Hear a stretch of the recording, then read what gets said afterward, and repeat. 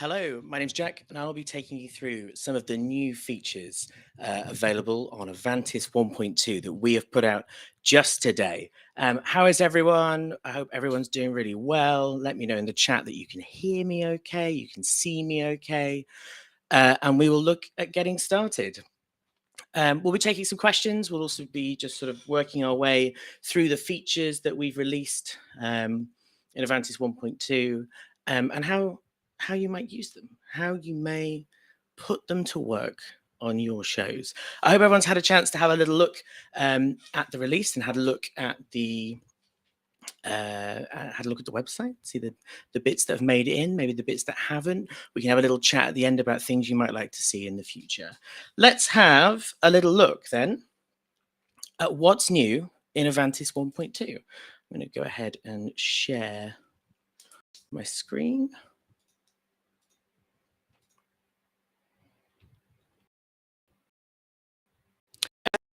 You may be aware, you may have already seen Avantis Director. I've got some audio playing at the moment. I'm not going to put it through the stream just for now. But we're going to have a look at one of the headline new features in Avantis 1.2. So if we click on maybe the PQ page and we have a look at the RTA, let's go get this working. You might be able to hear there a kick drum. And we can see behind the PQ the different frequencies of that kick drum being shown behind the PQ. We've put this RTA in a few different places. So it's also available from the meters page. The meters page is where you would set up your RTA. There are a few different versions available. So we've got our line graph that we've got going on here. There are some controls at the bottom, so you can turn on and off the maximum. You can adjust the speed of your average and your peak. And you've also got options to have instead a bar graph. So we can set up our peak here for our bar graph. And we also have Sonogram Mode. So Sonogram Mode is like a history of audio that's been passing through your RTA. So there are a few different places you can use it. You can use it here in the meters page. You can use it behind the PQ. You can also use it on the iPad app, and a bit later on in the presentation, we'll go through the iPad app and some of the new features that are available. Someone says not able to see video. Is that the case for everybody? Because it looks like the video should be working at my end. Let's see if anyone else see my screen, see the video. Interesting. Interesting. So both the people who've said there's no video on LinkedIn.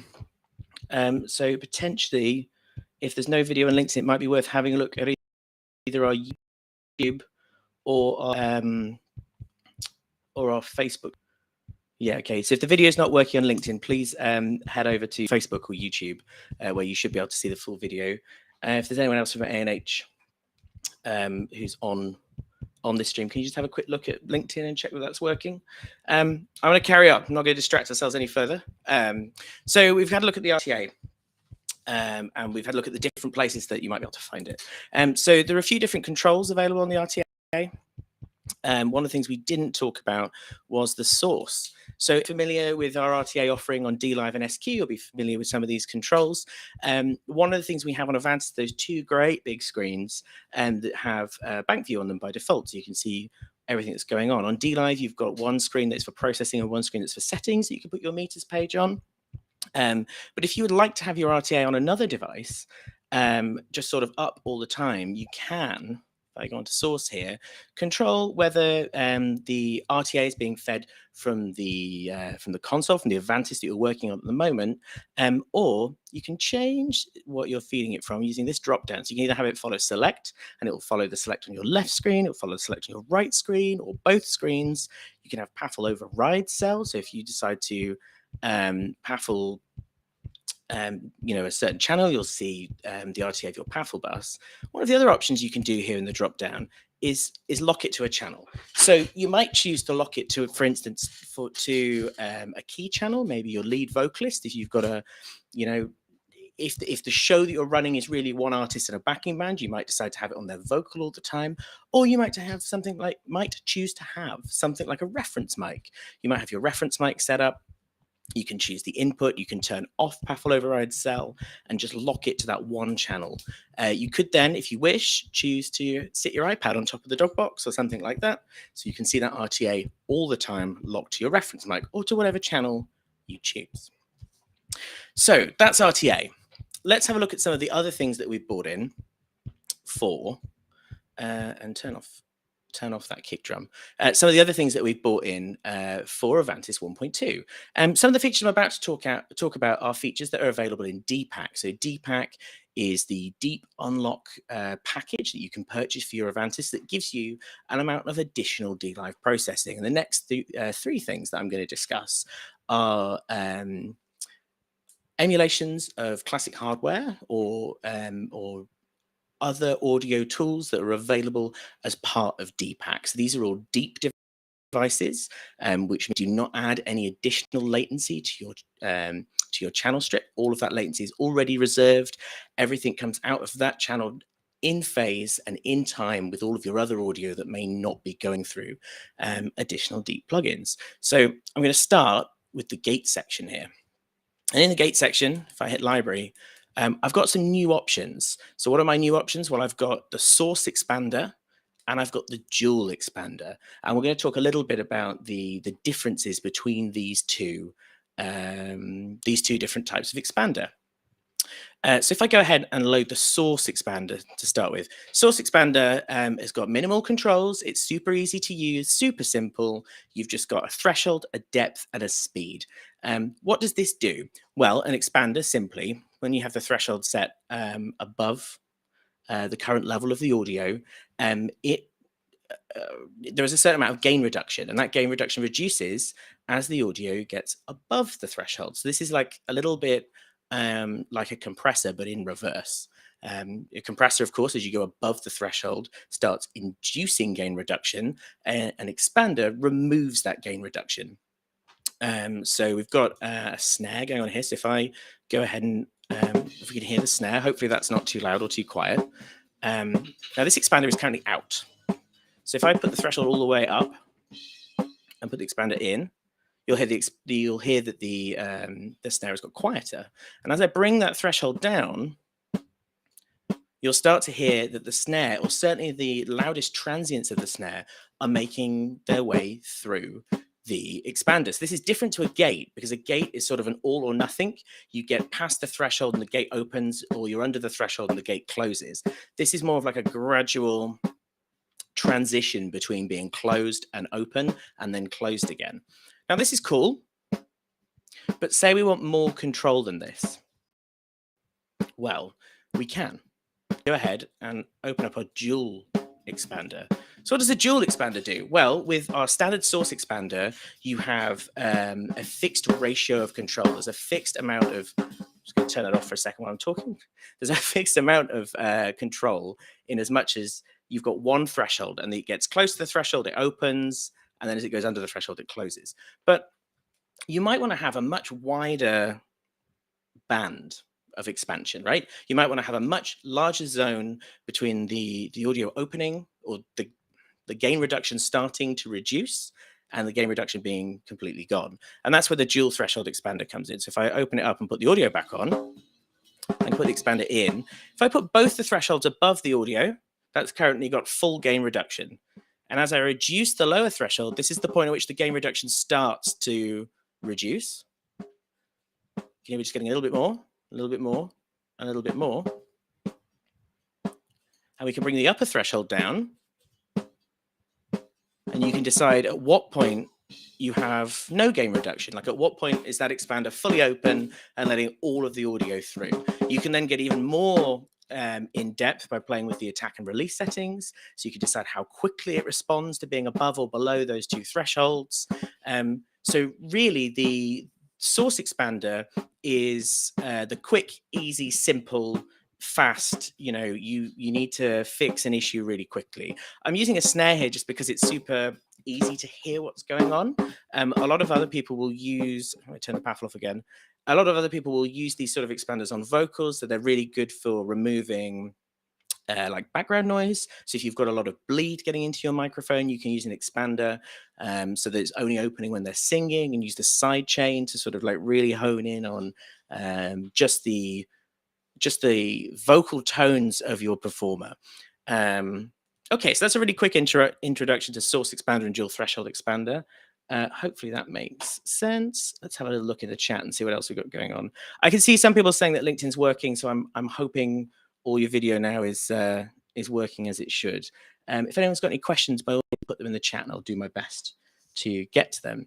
So we've talked about the two expanders that we've introduced for 1.2. We've introduced the source expander and we've introduced the dual threshold expander, but there is indeed another deep emulation that we have brought to the table in 1.2, and that is bus compressor. So let's have a look. Oh, I'm trying to click the wrong thing. This lives in the compressor section. So although it says bus compressor, you can use it on anything you like. You know, a lot of people will use these sort of things on bass drum groups, maybe on your main LR, maybe on a vocal group. I know some people that really like to use them on kick drums. So you've got lots of options. So it's called bus. So I'm going to load it from the library section. And you may recognize from the graphic what this might be designed to sound like. And it's the sort of thing that's not really going to translate well over Facebook and YouTube audio compression. So I'm not going to bother doing too much of an audio demo on this one. But bus compressor, really highly requested by lots and lots of our users, and is available now in Avantis 1.2 for those who have unlocked their Avantis with DPAC. Cool. So I think that's deep for now. We can move on to some of the other features that we've introduced in Avantis 1.2. So one of the things we've been wanting to do for a while is, oh no, I've lost my microphone. That's not ideal. That's not great for a demo, but we'll carry on. One of the things that we've added is more RF integration. So if I go ahead and have a look at my setup page and config, there's a new option underneath RF devices. So we've had Shure for a little bit now. So we have for a little while supported integration with Shure wireless microphones, and this includes Axient, QLXD, and ULXD. But now we've brought Sennheiser to Avantis. So new Sennheiser support for the G3, 300 and 500 series, G4, 2000 and 2050 microphones. So if I go ahead and enable detection, we have this new page and we can add our Sennheiser wireless device. So you add Sennheiser wireless devices by their IP address. So I'm going to go ahead and type my IP address in, or at least I was going to try to. 10.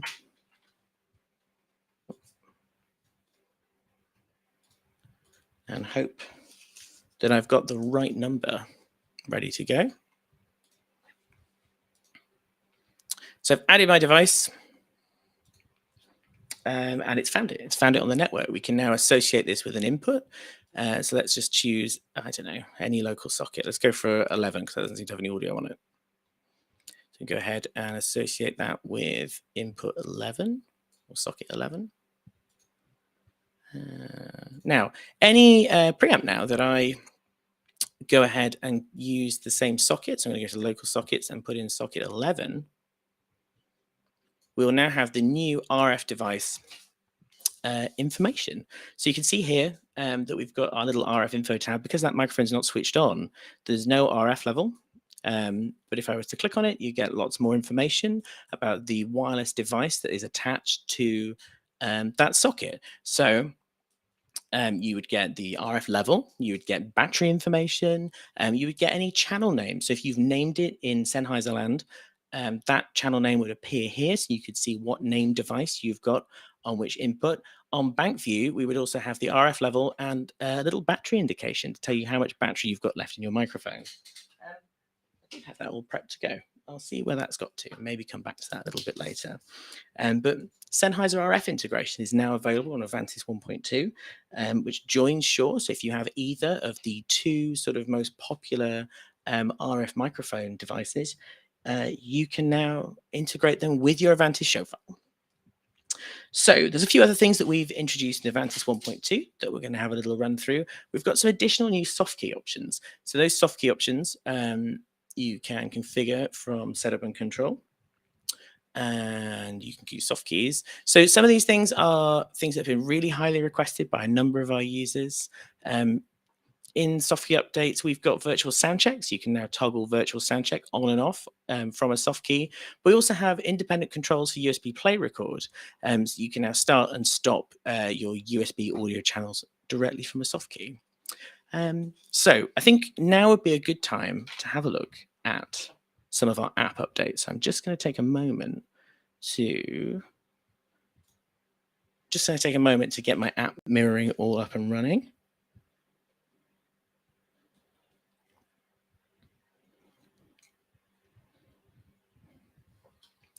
Let's get rid of Rta for just a moment. We can have a look at the lovely, lovely ampersand. And shortly, we should have the send from my iPad on the screen. It's quite a significant amount of technical wizardry currently going on from an iPad onto the live stream. Just a moment while that boots up.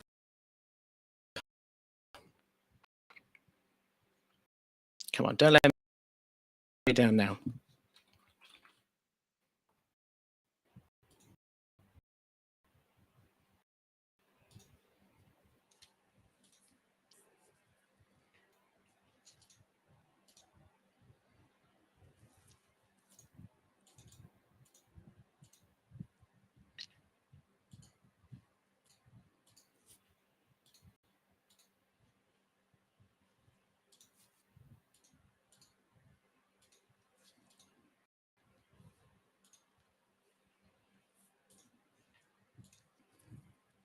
Oh, no, not quite yet.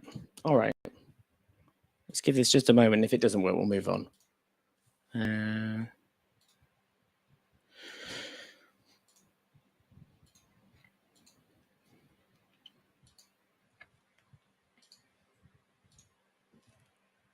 There we go. Sorry to keep you awake there.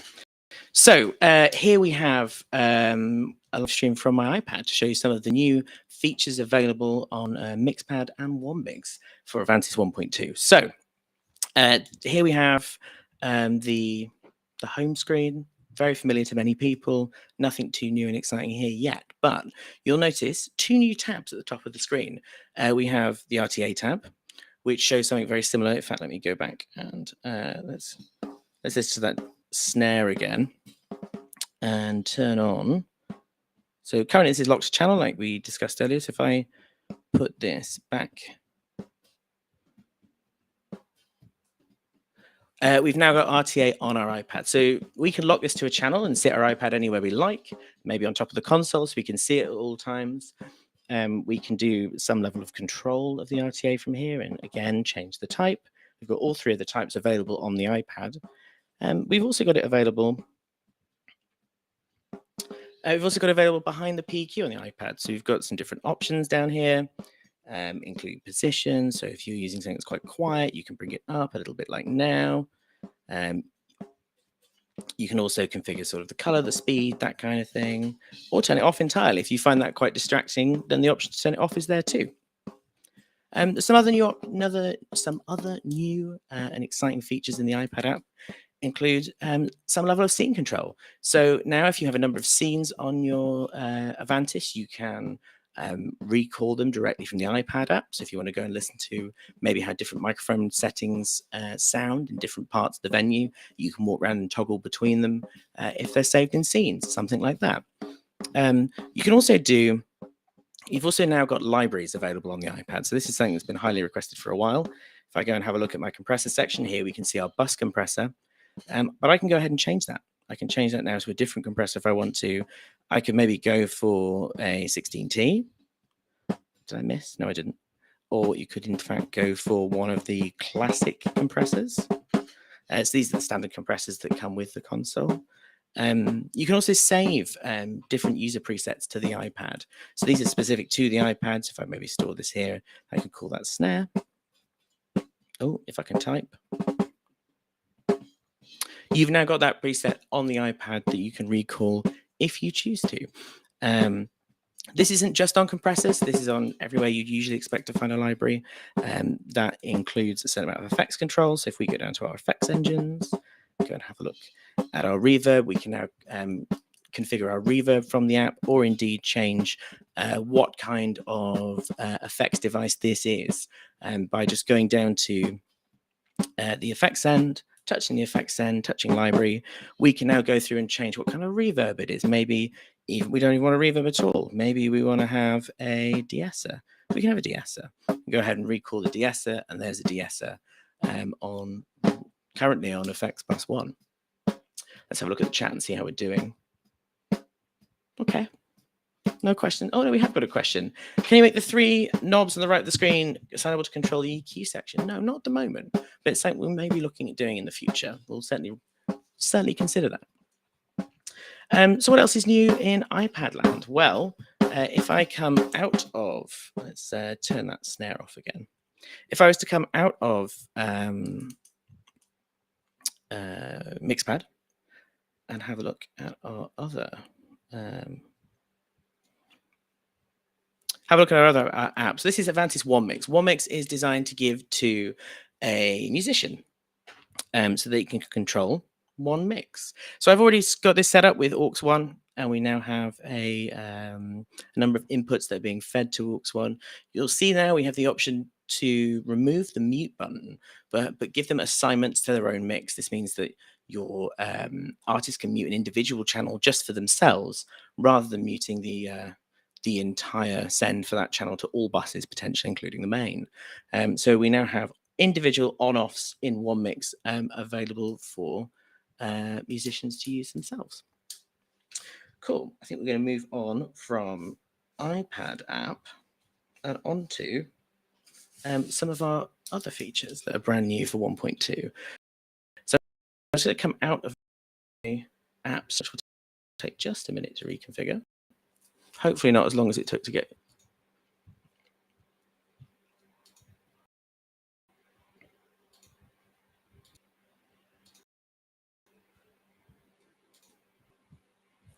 There we go.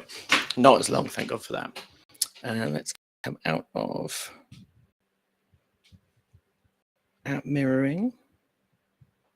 And we're going to have a look at a new feature for 1.2, in fact, a new feature for any of our products, which is CSV Import Export on Rta. So we've got this new option. Let me move these things around a little bit and make this a bit easier to show you. So I'm going to share with you my screen. Rta again.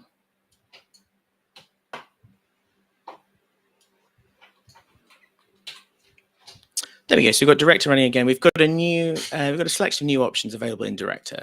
So if I go up here to the top left, hopefully you can see that there's a new button here that says CSV Import Export. So this allows us to really quickly import channel names, but also a certain amount of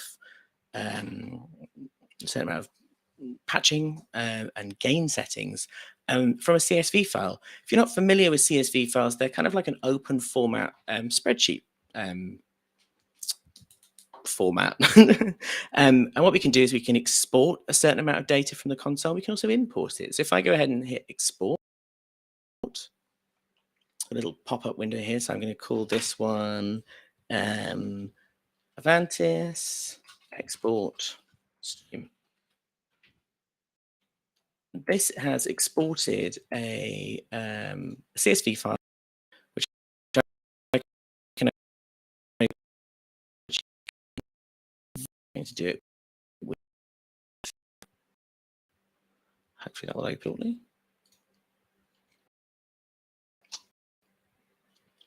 And we can sourced from and what they are called. So in this case, I'm going to rename some of my channels.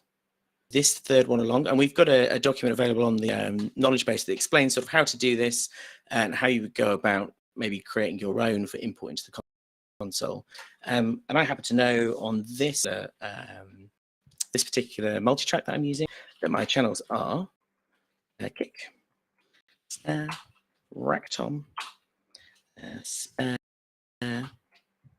It is a strange patch, I'll give you that. I decided to choose this one because it's noisy, because it was recorded in a pub, and I thought that was a really good multi-track to choose for demoing sort of some of the source expander stuff.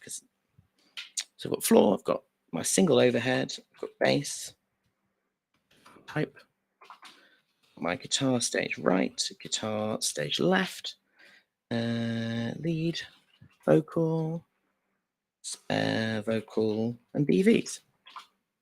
If I save this now, I go back and go to import and Avantis export stream CSV. It'll import all the different channel names, and I can press apply. And what we'll see now is that in Rta, those channel names have been taken from the CSV file and they have been applied to the different channels. Now, it isn't just channel names. It's channel names, a certain amount of routing, and, oh, pardon me, a certain amount of routing, and indeed gain structure and things like that. So you can import your different, you can import gain values directly from, sorry, I'm just going to turn my phone off. Gain values directly from your CSV file. So if you need to move things around, for instance, say you need to move things from a DX box to the local inputs, or from one card to another, you can bring those gain values with you. Okay, I think that will do for the moment. Does anyone have any questions? And if not, we will think about bringing this stream to an end.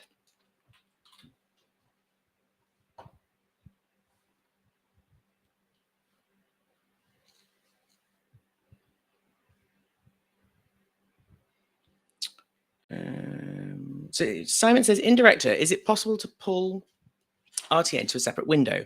Not at the moment. It's definitely an interesting request and something we can consider for a future release. That's kind of what I was discussing with the iPad, is that you can kind of set your iPad up to just do Rta and be sort of most of the screen. And that might be quite a nice way of having the RTA visible on one panel, if that makes sense, without taking up anything else. Thank you for your question. Karen says, did I miss anything? Yeah, you missed 1.2. That's it. Not allowed to use it now. Not allowed to use it. John says, can we potentially have patching? It's certainly something that's really high up the feature request list. It's not something that's made it into 1.2. We spent the time and energy sort of making sure we had libraries working, and that we had some of the stuff around the RTA working really well. But patching still very much on our minds, and we'll see.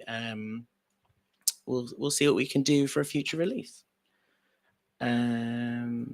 Marcel says, can I use 3 DX168s without any additional cards? I'm afraid not, my friend. The DX standard only supports 2 DX boxes at a time. But you will require an additional card. Lee says, you may have covered this already, but how do you set up the RTA? I'll just show that for those that aren't on YouTube and can't see the comment. So setting up the RTA, I mean, there isn't really that much to set up. Let's bring back up Rta, and I'll show you how it is by default. Let's get that shared.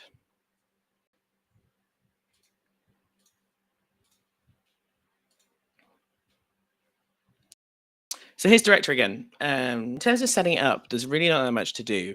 So there's 2 different ways you can get hold of it. You can get hold of it from the meters page. So this is currently still set up on my iPad. So let's get this to follow cell, follow last cell, and we will listen to let's listen to our snare drum again. So in terms of config, this is just how it appears when you start your show in your default show file. There's some different options down the bottom. So with source, we can choose whether this follows the last select. and you can choose whether it ignores one side of the screen. So you can have it follow the last select, whether that's left or right, or you can follow just one side of your Avantis. You can have just the left screen or just the right screen.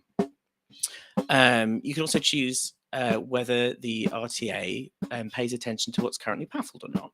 In terms of control, you get different controls depending on which kind of RTA you have on the screen. So here we've got our line RTA, and you control or turn off the average, which is the pink, and you can make it really slow, or you can make it really fast.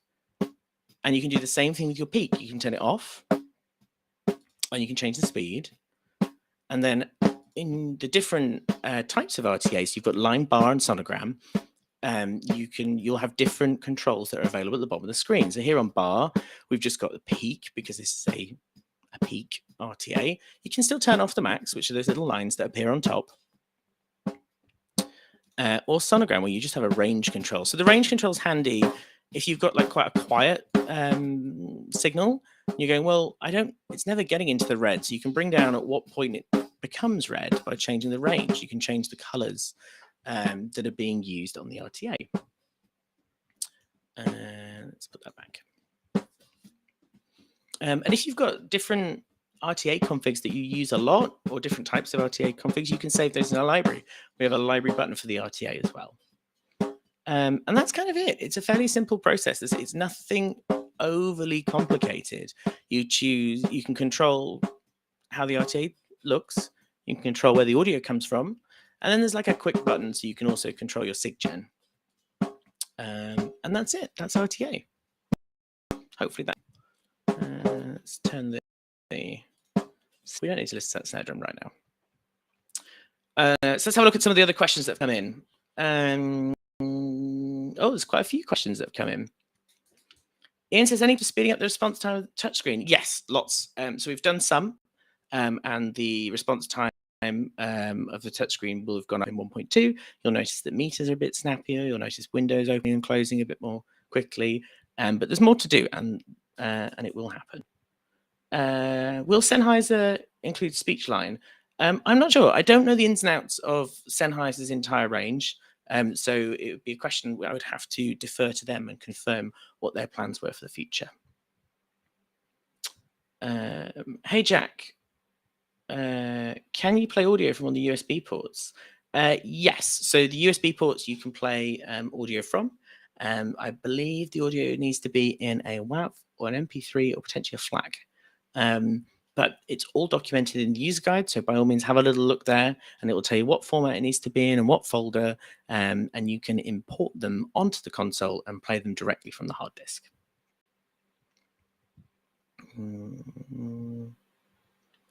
Cool. So I may think about bringing the stream to a close shortly, but I hope that's been a really interesting and useful look for you guys into the new features available on Avantis 1.2. Interesting. So someone else has said, do you need an RTA mic like for the DBX driver, or is it system integrated? It doesn't have to be an RTA microphone. It could be any microphone. Obviously, microphones that are specifically designed for RTA will have a much flatter response. So what you're seeing on the screen, if there's, for instance, a noise in the room that's at 500 hertz, and you take that exact noise and put it at the exact same volume at 1K, an RTA mic should show it at almost exactly the same volume. What you'll find with just sort of any microphone designed for maybe vocals or guitar or something like that is it won't have that exact same flat response. But if you want to use the microphone to give you a rough idea of what's going on in the room, so you can sort of align what you're hearing with what the peak has been over the past few seconds, actually most microphones will be fine. It doesn't have to be a super flat RTA mic for this application. If you're using it with some sort of system capture device, such as Smart or Systune, then yes, you should absolutely have a super flat, super expensive proper RTA mic, just for identifying where your peak is, or maybe a ring that you're hearing. Any reasonably good quality microphone is fine.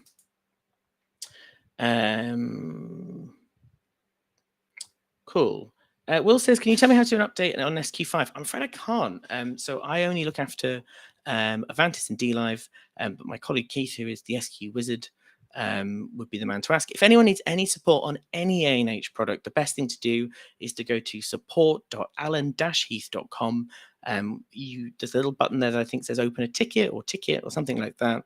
And if you drop us a message there, we'd be more than happy to help you on a one-on-one basis with any sort of issues that you're having. Thank you ever so much for joining me. I really appreciate your time. I hope everyone enjoys Avantis 1.2. We'll be doing some more videos over the coming sort of weeks on different features, different applications, that kind of thing. I'll be doing another one in the not too distant future. We'll get that scheduled in and get that sent up on alan-heath.com/sessions. Keep an eye on our YouTube channel. There'll be some, I think the YouTube tutorials are already up, and there'll be some other highlight videos of the different features that are available. If after you've had a play, you'd like to speak to any of us about one of the features, about how to use it or something like that, again, the best thing to do is to go to support.alan-heath.com and open up a ticket. There's also the Alan Heath community, which is our own forum for things like that. Or you can contact your local distributor. So if you'd like support maybe in your local language or support from someone in your time zone, the best thing to do is to contact your local distribution partner. And you can do that by going to our website, and you'll see at the top where to buy. And that will have the list of who sells our products in all of the different countries and how to get hold of them. Thank you ever so much for your time. I really appreciate it. Keep safe. Bye for now.